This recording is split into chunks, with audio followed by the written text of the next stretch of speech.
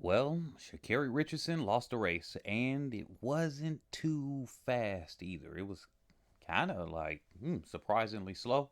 But guess what? It happens. No big deal. Season opener. We've seen other athletes that have gone on to win championships, namely some of the Jamaican athletes, open up, and it was surprisingly slow, at least to the American crowd.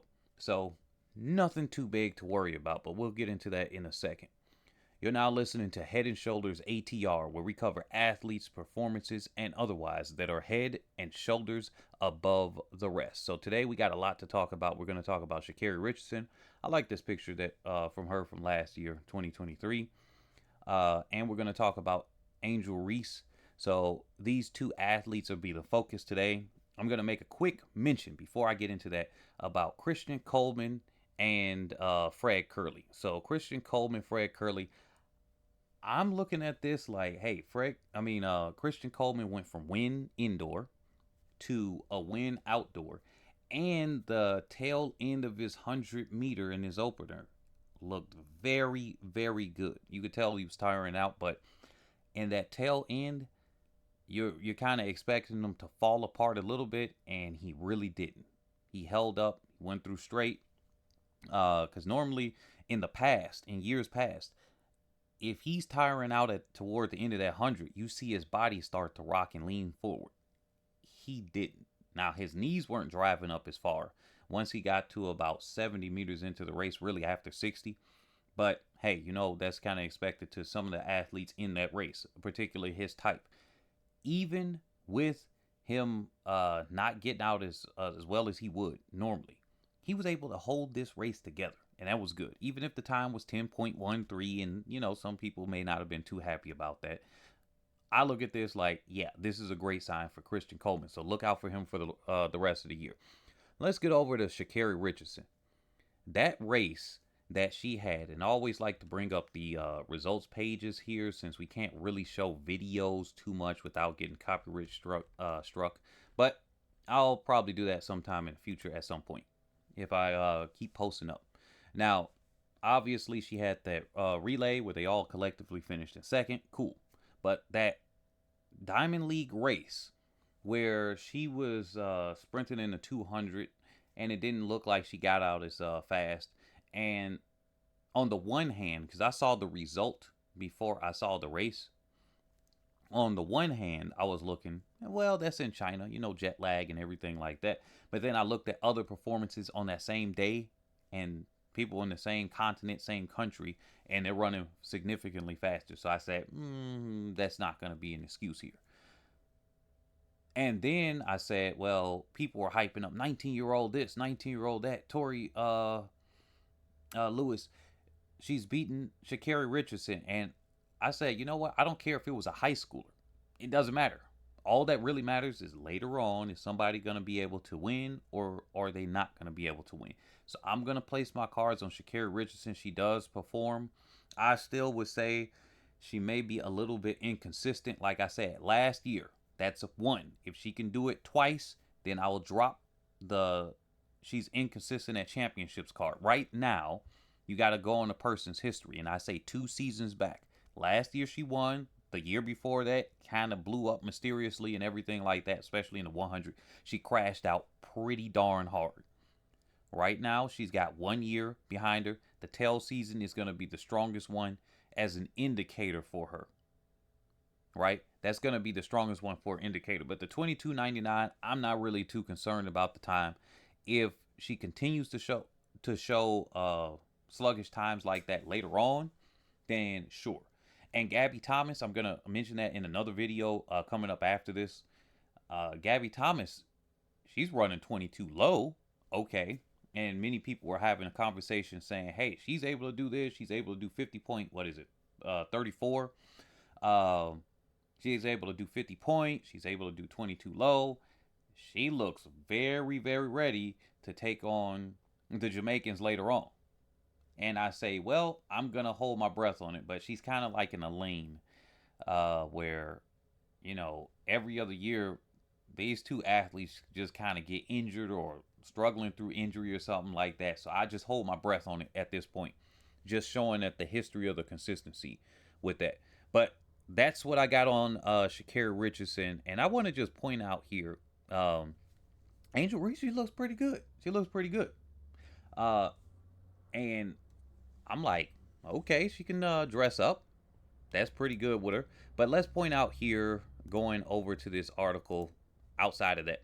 So, what we see in the white media is that they usually, if they don't have a palm colored skin person that is beating a black person straight out, they kind of just try to make the loser into a winner. And it doesn't seem like Caitlyn is calling it out, so she's kind of sort of complicit in doing some of that, but she doesn't seem to, from what I've seen, be leaning into it. She's just neither here nor there. She's not saying anything against it. She's just kind of soaking it up and eating into it. So she's kind of complicit into it. She's not calling it out, at the very least.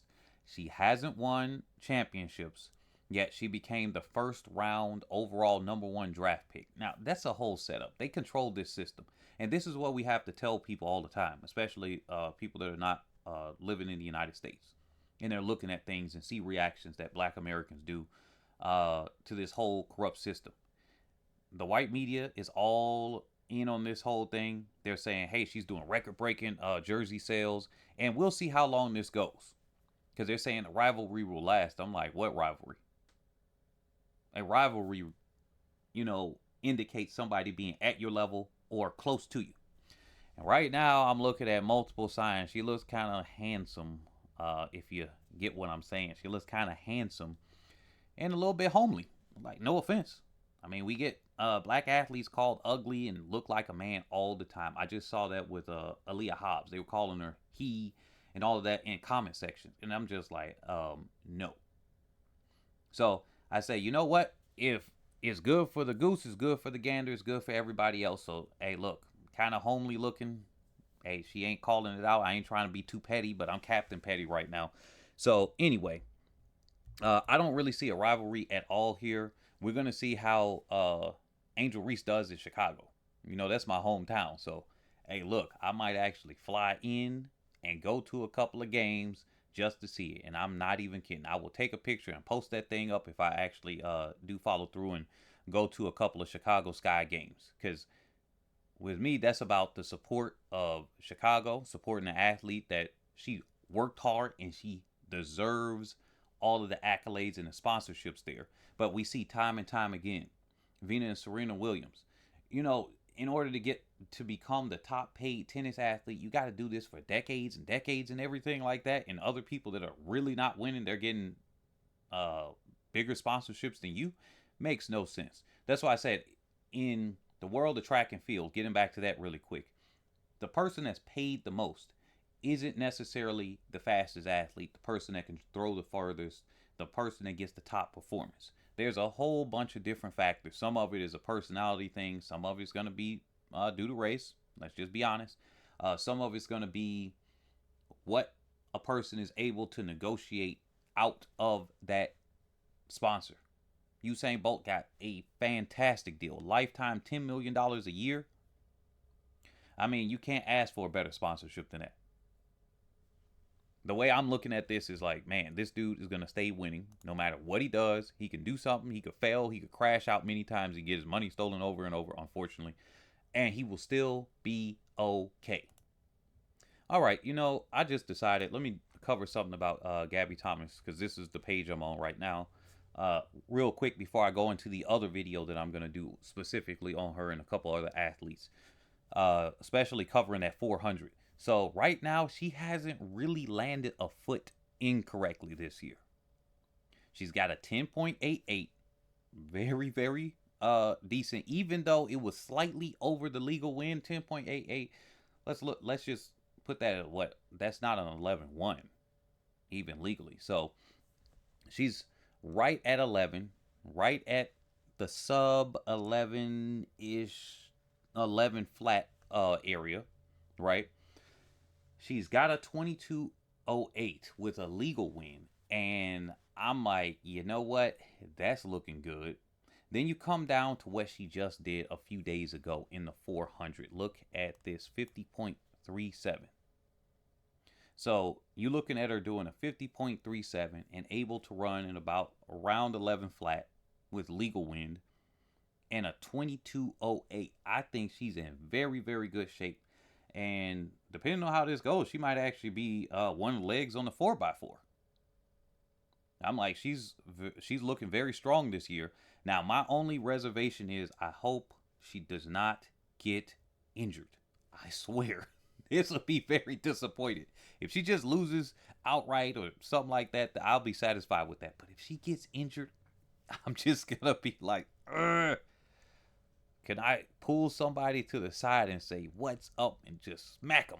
Just be like, "How did you let her get injured? How did you let her get injured?" And I should share the post that happened on Facebook. There are people making fake Gabby Thomas Facebook pages. So I added one and I just played along. I was like, man, this was a good performance. And I'll show y'all that on the next one. I'll show y'all that on the next one because it was kind of funny to me. But anyway, that's all we got today on Head and Shoulders ATR.